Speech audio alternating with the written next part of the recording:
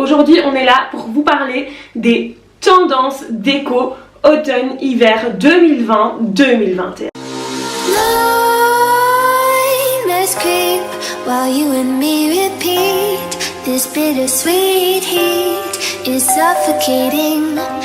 Bonjour à toutes et à tous et bienvenue dans cette toute nouvelle vidéo. Donc vous le savez, le mercredi on va partir sur un autre format de vidéo. Ce seront des vidéos soit pures informatives sur des choses dans lesquelles on vous partage dans les vidéos de rénovation, mais aussi des vidéos pure déco.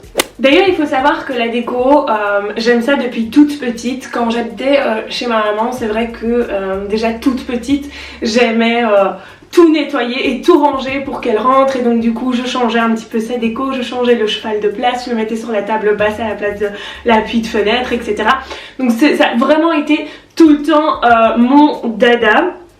Ce que j'adore aussi en déco, c'est qu'il ne faut pas tout le temps changer toute la maison, mais on peut surtout donner un air nouveau à son intérieur rien qu'en changeant des petites choses, des petites touches. Par exemple les coussins, changer un petit peu les bougies, voilà, ça va être l'esprit de Noël. On va venir apporter une décoration de Noël dans tout notre intérieur. Je trouve qu'avec la déco on peut vraiment avoir un nouvel intérieur, un nouveau chez soi sans devoir changer les grosses pièces. Enfin bon, revenons-en à nos moutons. Aujourd'hui on est là pour vous parler des tendances déco automne-hiver 2020-2021.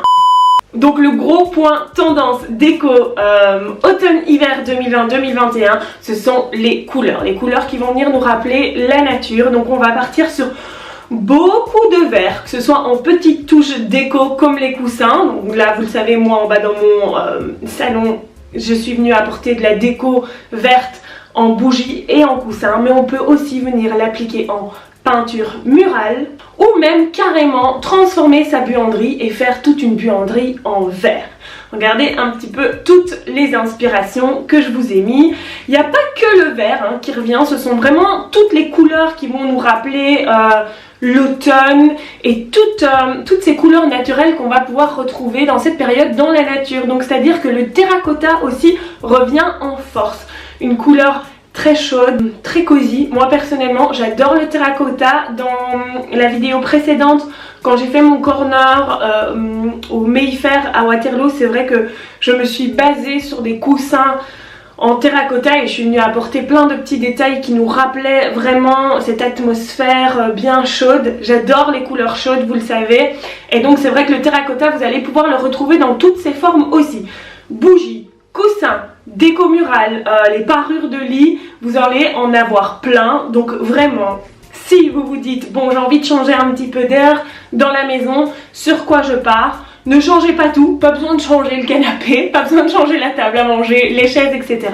Mais vous allez pouvoir changer les petites touches, changer les coussins. Vous pouvez même associer un petit peu de vert avec un petit peu de terracotta ou du jaune moutarde. Ce sont des couleurs chaudes qui vont venir vous mettre à l'aise dans cette période où on commence à avoir un petit peu plus froid. Donc la deuxième chose qui change aussi cette année niveau déco, c'est que le mobilier commence à s'arrondir. On en voit de plus en plus des canapés devenir un petit peu plus ronds, les tabourets, les chaises, les poufs. Donc si vous devez changer une grande pièce à la maison, n'hésitez pas à prendre quelque chose qui est un petit peu plus arrondi que l'ancienne pièce que vous aviez. Il y a une toute nouvelle matière aussi qui arrive et qui est en vogue, et ça notamment même pour vos poufs ou vos chaises arrondies, ça va être de la laine bouclée. Genre de laine comme si c'était, oui, bouclé. C'est des tout petits ronds comme ça, c'est ultra doux. On peut les retrouver de plus en plus sur des mini poufs, des chaises longues, même des canapés. Je vous mets toutes des photos ici et vous verrez très bien de quoi je parle. Sur Westwing, il y en a une panoplie, vraiment, il y en a plein. Alors ce qui reste dans l'air du temps, c'est tout ce qui est l'imprimé végétal.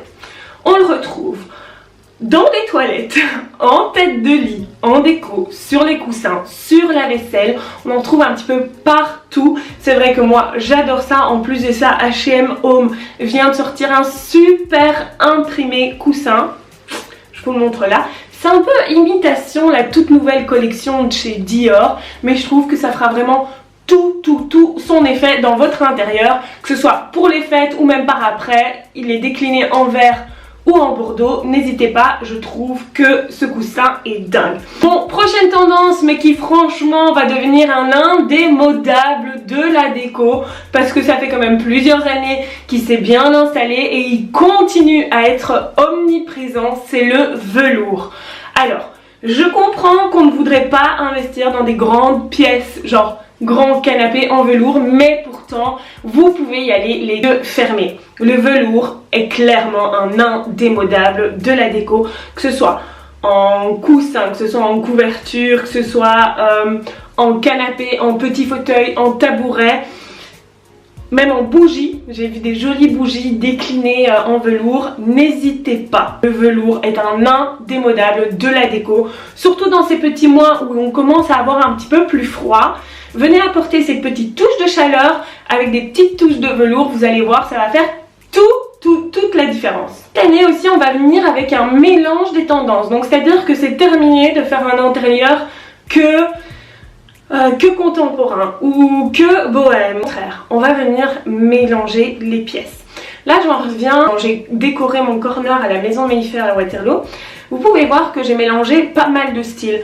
Les lampes sont assez chic, mais avec une table plus contemporaine, des luminaires en osier, ça c'est complètement bohème, mais avec une console très chic avec les pieds en fer forgé doré. Donc on vient vraiment mélanger les tendances pour avoir un intérieur plus atypique, plus personnalisé et plus unique. Donc on essaye vraiment de transcrire sa personnalité dans notre déco intérieure, et c'est vrai que là c'est vraiment dans l'air du temps. Quand les gens rentrent chez vous, ils ont envie de découvrir d'autres choses et de se dire ah ça je reconnais bien, c'est leur personnalité.